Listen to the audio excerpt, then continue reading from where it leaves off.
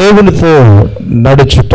దేవుని బిడ్డ, నువ్వు ఎవరితో నడుస్తున్నావో నీకు అర్థం కావాలి. ఈ సమయంలో చాలా మంది లోకానుసారంగా తనకు నచ్చినట్టుగా జీవించడానికి ఇష్టపడుతున్నారు, కానీ దేవునితో నడవడానికి, దేవునితో కలిసి జీవించడానికి, దేవునితో మాట్లాడడానికి సమయం లేకుండా పోతుంది. ఈ లోకంలో ఎవరితోనైనా లేదా ఎక్కడికైనా వెళ్ళడానికి ప్రయత్నం చేస్తున్నారు, కానీ దేవునితో నడవడానికి, దేవునితో మాట్లాడడానికి మాత్రం వారు సమ్మతించట్లేదు. కానీ బైబిల్లో ఒక మాట చెప్తుంది, ఆమోసు గ్రంథం 3వ అధ్యాయం 3వ వచనంలో చూస్తే, సమ్మతింపకుండా ఇద్దరు కూడి నడుతురా అన్నారు. అంటే నీవు దేవుని సన్నిధిలో సమ్మతించకుండా దేవునితో నడవడం నీకు చాలా కష్టం. ఈ లోకంలో నీ సమ్మతి చాలా అవసరం. ప్రభు వాక్యం సెలవిస్తుంది, నీకు నచ్చినట్టుగా అనేకులతో సమ్మతించి వెళ్ళడం గొప్పతనము కాదు, దేవునితో నీవు నడవాలని నువ్వు సమ్మతించకుండా ఏ కార్యం నీ జీవితంలో దేవుడు చేయలేడు. నీ సమ్మతి దేవుడు కోరుకుంటున్నాడు. వాక్యం సెలవిస్తున్న ప్రకారంగా అబ్రహాము దేవునితో నడిచాడు, దేవుని మాటకు లోబడ్డాడు, విధేయత చూపించాడు. 75 సంవత్సరాలు వృధా చేసుకున్నాడు, వ్యర్థంగా గడిపాడు. కానీ తన నచ్చినట్టు జీవితాన్ని జీవించాడు, కానీ ఆశీర్వాదము చూడలేకపోయాడు. తనకిష్టమైన జీవితాన్ని జీవించాడు. మరి 75వ ఏట దేవుని మాటకు లోబడి, ఎప్పుడైతే దేవుని మాటకు విధేయత చూపించి, ప్రభా నువ్వు చెప్పిన చోటికి నేను వెళ్తాను, నువ్వు వెళ్ళమన్న స్థలానికి నేను వెళ్తానని చెప్పేసి తను ఎప్పుడైతే తీర్మానం తీసుకున్నాడో, తన గమ్యం లేని జీవితాన్ని ఆరంభించాడు. తను ఎటు వెళ్ళాలో అర్థం కాలేని స్థితిలో, ఎటు పోతున్నాడో అర్థం కాలేని స్థితిలో, కేవలం దేవుని మాటకు లోబడి లేచి వెళ్ళమన్నాడు, వెళుతూనే ఉన్నాడు. కానీ చివరికి దేవుని చేత బహుబలంగా ఆశీర్వదించబడ్డాడు. దేవుని మాటకు లోబడి ఎవరైతే లేచి నడవడం మొదలు పెడతారో వారి జీవితంలో దేవుడు అద్భుతం చేయబోతున్నాడు. వారి జీవితంలో దేవుడు ఆశ్చర్యమైన కార్యాలు చేయబోతున్నాడు. అబ్రహాము దేవుని మాట వినని రోజులన్నీ కూడా, దేవునితో నడవని దినాలన్నీ కూడా నష్టాన్ని చూశాడు. కానీ దేవుని మాటను ఎప్పుడైతే విన్నాడో ఆశీర్వాదాన్ని చూశాడు.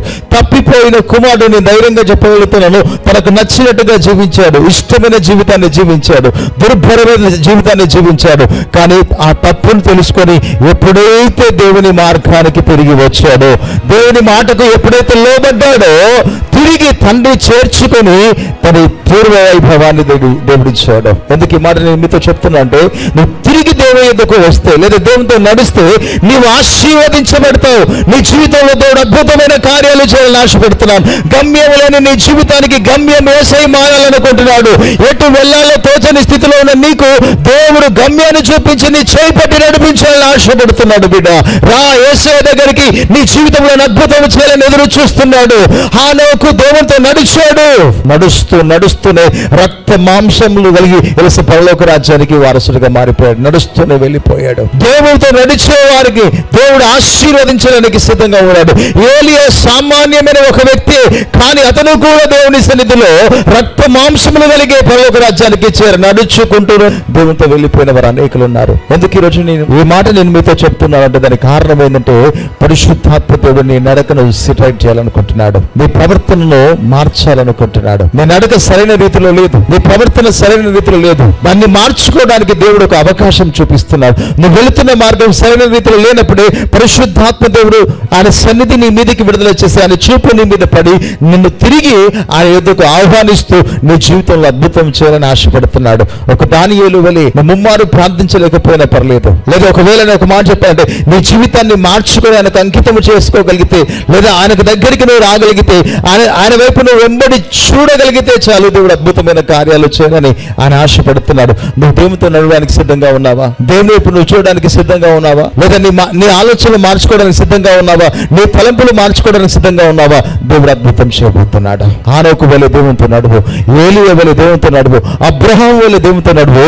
నీ సమస్యలన్నీ తొలగిపోతాయి, నీ బాధలన్నీ తొలగిపోతాయి, నీ కష్టాలన్నీ తొలగిపోతాయి. నీవు సమ్మతించకుండా నీ జీవితంలో దేవుని కార్యం చేయడం అసాధ్యం. నీ సమ్మతిని దేవుడు కోరుతున్నాడు. నువ్వు దేవునితో సమ్మతించి, ప్రభువా నా జీవితంలో ఒక అద్భుతమైన కార్యం జరిగించయ్యా నువ్వు అడగగలిగితే, ఈ క్షణమే నీ కుటుంబంలో అద్భుతం చేయబోతున్నాడు.